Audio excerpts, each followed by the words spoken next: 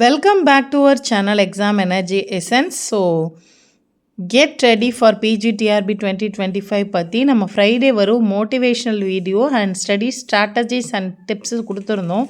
So நிறைய பேர் அதை வந்து டீட்டெயிலாக எக்ஸ்பிளைன் பண்ணுங்கள் மேடம், இந்த நோட்ஸ் எப்படி எடுக்கிறது. சில பேர் வந்து வாட்ஸ்அப்பில் கேட்டிருக்கீங்க, நீங்கள் உங்களோட நோட்ஸை ஷேர் பண்ணுங்கள் அப்படின்னு சொல்லிட்டு. ஆல்ரெடி நான் என்னோடய வீடியோஸ் வந்து போட்டிருக்கேன். ஸோ இப்போ சிம்பிளாக அண்ட் சாம்பிள் 1-2 கொடுக்குறேன் நான். So analysing syllabus, time table 75 days and study techniques, art of taking notes, Tamil eligibility test, psychology and GK test series. So இதில் இந்த டைம் டேபிள் 75 daysம் நான் கொடுத்துருக்கேன். ஸ்டடி டெக்னிக் வந்து எந்தெந்த மாதிரி யூஸ் பண்ணலாம், அனலைசிங் சிலபஸ் பற்றி டீட்டெயிலாக போன வாட்டியே நான் சொல்லியிருந்தேன். அதில் இன்னும் கொஞ்சம் பாயிண்ட்ஸு சேர்த்து நான் இதில் வந்து எக்ஸ்பிளைன் பண்ணுறேன். உங்களுக்கு ரொம்ப ஹெல்ப்ஃபுல்லாக இருக்கும் அப்படின்னு நம்பிக்கை இருக்குது. ஸோ எந்த மேஜராக இருந்தாலும் நீங்கள் வந்து இதை வந்து யூஸ் பண்ணிக்கலாம். எந்த மேஜராக இருந்தாலுமே நீங்கள் இதை யூஸ் பண்ணிக்கலாம். ஸோ நம்மளோட சேனலில் நீங்கள் இதான் ஃபஸ்ட் டைம் பார்க்குறீங்க, எக்ஸாம் எனர்ஜி எசன்ஸ் சேனலுக்கு நீங்கள் புதுசு.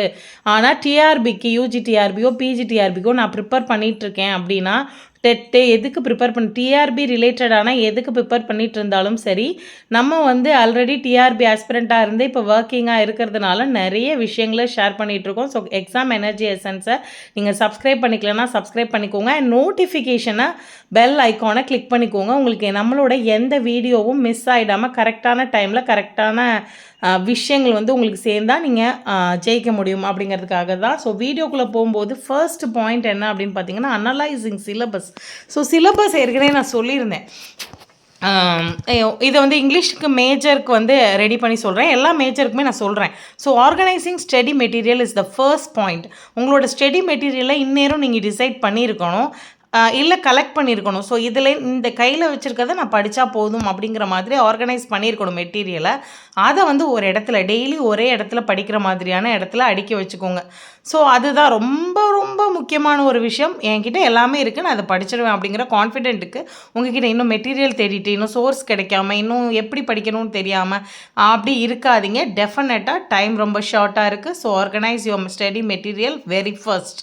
அடுத்து ஸோ என்ன மாதிரியான சிலபஸ். ஸோ சிலபஸ் வந்து ஃபார் எக்ஸாம்பிள் இதில் வந்து நான் இங்கிலீஷ்க்கு கொடுத்துருக்கேன், லிட்ரரி ஏஜஸ். இப்போ ஃபிசிக்ஸு மேக்ஸ்ன்னு எடுத்துக்கிட்டிங்க அப்படின்னா, ஸோ கான்செப்டாக அல்ஜிப்ரா அப்படிங்கிறது ஃபஸ்ட்லேருந்து எங்கேருந்தெல்லாம் வரும், அதுக்கப்புறம் வந்து ட்ரிக்னாமெட்ரி இல்லை இன்டெக்ரல் கால்குலஸ், இந்த மாதிரியெல்லாம் மேக்ஸில் வந்து எந்தெந்த டாப்பிக்கு எந்தெந்த மாதிரியான மெத்தட்ஸை இன்க்ளூட் பண்ணணும் அப்படின்றத பார்க்கணும். ஸோ இப்போ இங்கிலீஷை பொறுத்த வரைக்கும் அடுத்து அப்ரோச்சஸ் ஆன் லிட்ரேச்சர், ஒவ்வொரு விஷயமும் முக்கியமான சப் டாப்பிக்காக ஒரு 10 யூனிட்டை நீங்கள் ஒரு 5 சப் டாப்பிக்காவோ இல்லை 3 டாப்பிக்காவோ டெஃபினட்டாக பிரிச்சிட முடியும். எதுக்காக இதை கொடுத்துருக்காங்க அப்படிங்கிறது.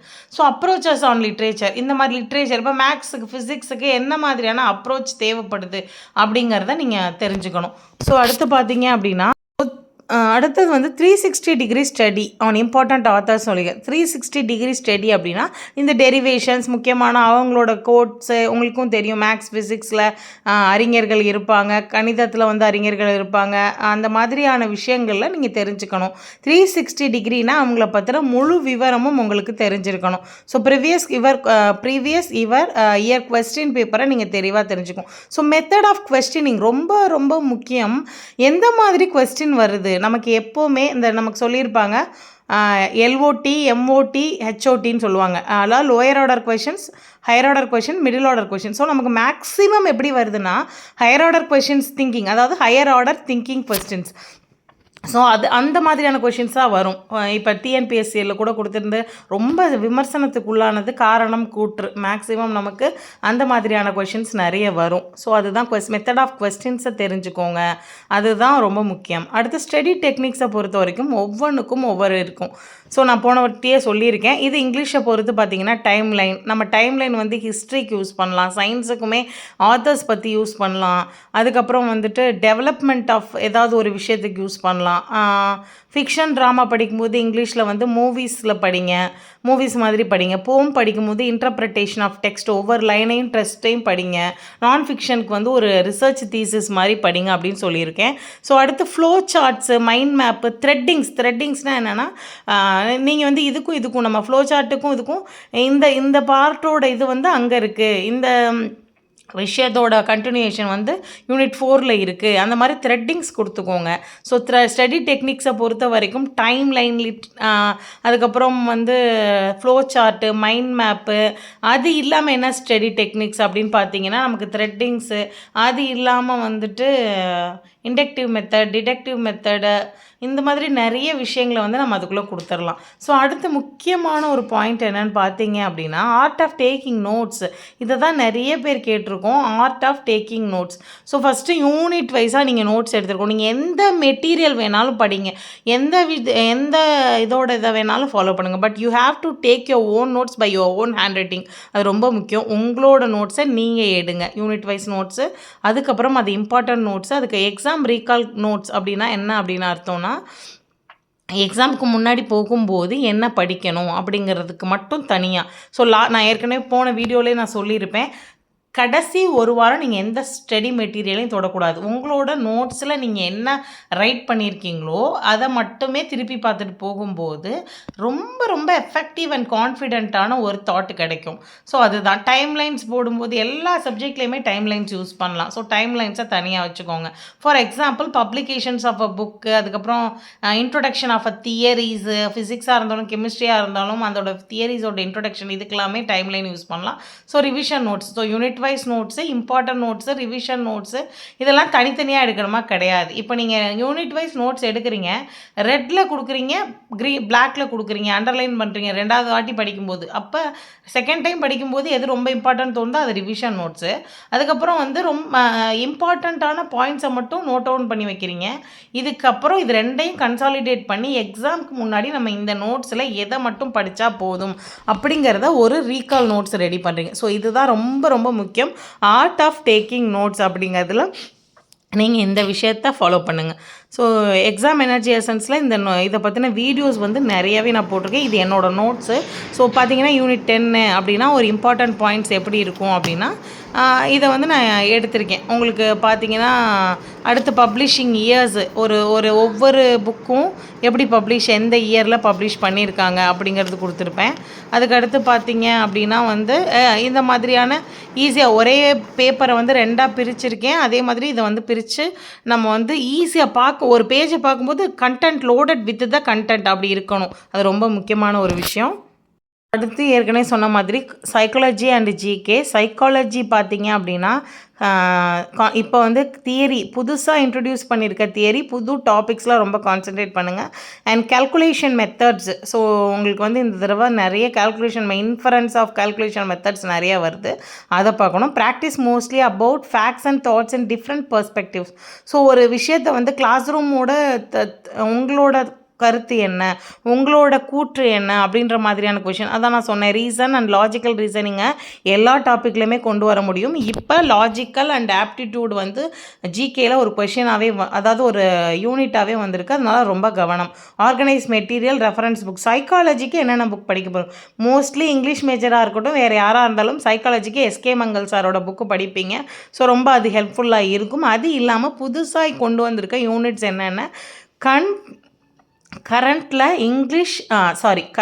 எஜுகேஷனில், அதாவது டீச்சிங் மெத்தடாலஜி அண்ட் ஸ்கூல்ஸில் என்ன மாதிரியான இம்பார்ட்டண்ட்டான தியரிஸ், ஃபேக்ட்ஸ், ஸ்கீம்ஸ் இருக்குது அப்படிங்கிறத மனசில் தெரிஞ்சுக்கும். ஃபார் எக்ஸாம்பிள் நான் முதல்வன், ஹையர் எஜுகேஷன் சர்வே, சிற்பி திட்டமாக இருக்கட்டும், அதுக்கப்புறம் பார்த்தீங்கன்னா நீட் அண்ட் ஜேஇ கோச்சிங்காக இருக்கட்டும், அது இல்லாமல்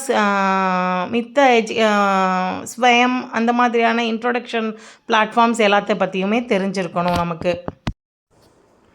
ஸோ அதுக்கடுத்து பார்த்தோம் அப்படின்னா pedagogy theories, class room related theories, teaching methodologies, new implementation in school education, current affairs, important date and day. இது எல்லாமே சைக்காலஜி அண்ட் ஜிகே ரெண்டுக்கும் சேர்த்து தான் சொல்கிறேன். ஸோ கரண்ட் ட்ரெண்ட்ஸ் என்னென்ன அப்படிங்கிறதுல ரொம்ப தெளிவாக இருங்க. டீச்சிங் மெத்தடாலஜிஸ் இப்போ பார்த்தீங்கன்னா வந்துட்டு அந்த higher order skills, HOD, LOT, MOD, இதை பற்றின கொஷின்ஸ் வருது.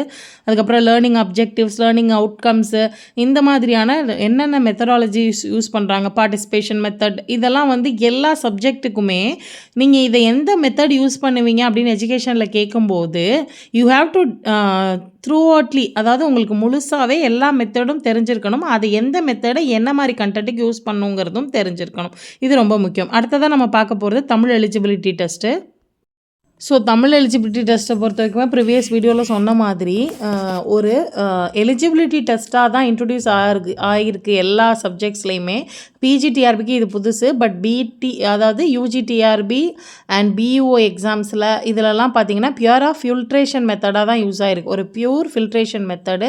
எஸ்பெஷலி நம்ம பிஜிக்கு படிக்கிறவங்க என்னென்னா நம்மளோட தமிழ் சார்ந்த விஷயங்களை ரொம்ப தள்ளி வச்சுருப்போம். ஏன்னா நம்மளோட மேஜரில் ரொம்ப கீனாக அப்சர்வாக இறங்கியிருப்போம். டீச்சிங் ஃபீல்டில் இருந்தாலுமே அப்படி தான் இருப்போம்.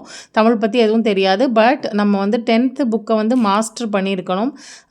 ஒரு டைம் வந்து 6 to 12 புக்கை படிக்க சொல்லியிருக்கேன். பட் 10th புக்கை தான் இப்போதைக்கு பார்த்தீங்கன்னா 10th புக்கு நல்லா தெரியணும். அண்ட் மோர் ஓவர் தட் இலக்கண இலக்கியம், காமனான தெரிஞ்சிருக்க வேண்டிய இலக்கண இலக்கியம், புணர்ச்சி விதிகள், அதுக்கப்புறம் திருக்குறளோட சில விஷயங்கள், மீனிங்ஸு, அதுக்கப்புறம் இப்போ புதுசாக கலைச்சொற்கள், தமிழ் வேர்ட்ஸு புதுசாக அதிகமாக யூஸ் பண்ணுறக்கூடிய தமிழ், அதாவது அப்ளிகேஷன்ஸாக இருக்கலாம். இதை புதுசாக வந்திருக்க வேர்ட்ஸோட தமிழ் வேர்ஷன் என்ன அப்படின்றது தெரிஞ்சிருக்கணும். So grammar rules up to 12th. So eligibility test தானே, ஈஸியாக படிச்சிடலாம் அப்படின்னு நினைக்காதீங்க. அப்படிங்கிறது ரொம்ப முக்கியம். ஸோ ஏன் அப்படின்னு கேட்டிங்கன்னா, லாஸ்ட்டாக எலிஜிபிலிட்டி டெஸ்ட் இன்ட்ரடியூஸ் ஆனதுக்கப்புறம் 10% ஆஃப் பேப்பர், அதாவது நம்ம ஒரு 2000 பேர் எழுதுகிறோன்னா கிட்டத்தட்ட 200 பேரோட பேப்பர் வந்து மேஜர் நீங்கள் எவ்வளோ எஃபெக்டிவாக எழுதியிருந்தாலும், அதாவது நீங்கள் தான் ஃபஸ்ட் மார்க்காக இருந்தாலும் நீங்கள் எலிஜிபிலிட்டி டெஸ்ட்டில் ஃபெயில் ஆகிட்டீங்க அப்படின்னா உங்களோட பேப்பர் வேல்யூவே பண்ண மாட்டாங்க. உங்களுக்கு எவ்வளோ மார்க் வரும்னு தெரியாது. ரொம்ப கவனம். ஸோ இது வந்து ஒரு மாடல் யூனிட் டெஸ்ட். இது நிறைய பேர் கேட்டுகிட்டே இருக்கிறதுனால ஒரு கஸ்டமைசிங் டேபிள் போடுங்க மேடம் அப்படின்னு கேட்டிருக்கீங்க. இன்டகிரேட்டடாக, ஃபார் எக்ஸாம்பிள் உங்களோட யூனிட் இங்கிலீஷ் நான் கொடுத்துருக்கிறதுல நீங்கள் மேக்ஸ்னு வச்சுக்கலாம். மினிமம் 8லேருந்து மேக்ஸிமம் 10 to 12 யூனிட்ஸ் தான் இருக்குது. நீங்கள் அதுக்கு தகுந்த மாதிரி இதே யூஸ் பண்ணிக்கலாம். எஜுகேஷ்னல் சைக்காலஜி, மேஜர், ஜிகே இது எல்லாத்துக்கும் சேர்த்து இன்டகிரேட்டடான ஒரு டைம் டேபிள் நான் கொடுத்துருக்கேன். இது உங்களுக்கு ரொம்பவே ஹெல்ப்ஃபுல்லாக இருக்கும். அப்படிங்கிறதுல எந்த வித மாற்று கருத்தும் இல்லை. இதை நீங்கள் எப்படி வேணாலும் யூஸ் பண்ணிக்கலாம். இது என்னோட test batch students, last test batch student, அதாவது இப்போ 26/7 ஸ்டார்ட் பண்ணுற டெஸ்ட் பேட்ச் ஸ்டூடெண்ட்ஸுக்கான ஒரு கஸ்டமைஸ்டு டேபிள். நீங்களும் இதை டெஸ்ட் பேட்சாகவும் இதே நேரத்தில் நீங்கள் அந்தந்த யூனிட்டை கவர் பண்ணுறதுக்கான ஒரு விஷயமாகவுமே நீங்கள் இதை வந்து ஃபாலோ பண்ணிக்கலாம். ஸோ இந்த டெஸ்ட் பேட்ச் வந்து இங்கிலீஷ், சைக்காலஜி இதுக்கு இருக்குது. ஸோ இது வந்து நீங்கள் படிக்கிறதுக்கும் ரிவிஷன் டைம் டேபிளாகவும் யூஸ் பண்ணிக்கலாம். இல்லை படித்து முடிக்க நீங்கள் ரிவிஷன் பண்ணுற அளவுக்கு நான் படிக்கலான்னாலும் இந்த டைம் டேபிள்குள்ளே நீங்கள் படிச்சிருங்க அப்படிங்கிறது தான். இதுதான் ஃபைனல் டைம் டேபிள். இதுக்கு மேலே உங்களுக்கு டைமே கிடையாது. September 28 எக்ஸாம் அப்படிங்கிற பாயிண்ட் ஆஃப் வியூவிலே படிங்க. டோன்ட் அதாவது எப்படின்னா போஸ்ட்பாண்ட் ஆகும், நம்ம படிச்சுக்கலாம் அப்படின்னு நினைக்காதீங்க. போஸ்ட்பாண்ட் ஆனால் golden period, you have to revise it. அதுதான். அடுத்து பார்த்தீங்க அப்படின்னா எக்ஸாம் எனர்ஜி எசன்ஸில் பிஜிடிஆர்பிக்கு இந்த டெஸ்ட் பேட்சோட ஒரு ஃப்ளையர் கொடுத்துருக்கேன். தேவைப்படுறவங்க வாட்ஸ்அப் நம்பருக்கு காண்டாக்ட் பண்ணிக்கோங்க. English, psychology and GK, psychology and GK மட்டும் தேவைப்படுறவங்களும் கால் பண்ணிக்கலாம், அதாவது யூஸ் பண்ணிக்கலாம் ஆஃபரை.